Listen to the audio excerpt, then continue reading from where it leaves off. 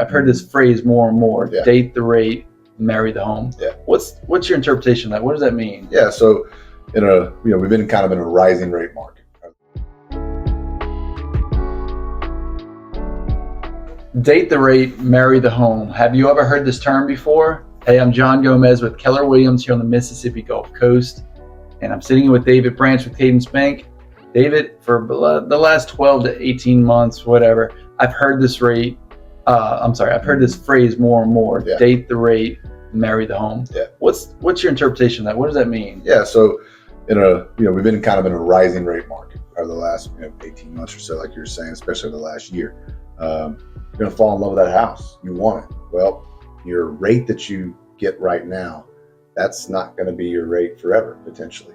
There's a lot of economists and different reports out there that say rates are obviously way up than they were in the during the COVID craze in 2020 and such. But as that was a historical market, absolutely, we'll probably never see that again. Yeah. So, but what you might see is over the next year or two, or whatever happens, those rates are going to come back down. So, right. So anyone that has bought a house, their rate right now, that could definitely change and refinance at a later time for sure. Okay, so while we get into a home today on, say, a fixed 30-year mortgage, that rate, call it what you will, whether it's high, average, whatever it is, if you can afford it, you love the home, you get into it. Yeah. But 10 years down the road, we might see a 4% versus a 6 or whatever it may be.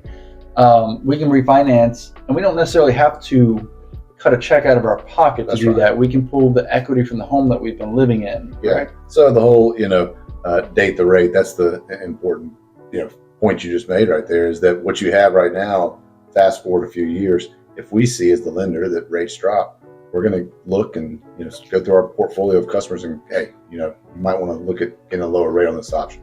So it's a win-win. It helps us, it helps the customer. And then we can lower the rate, lower their payment.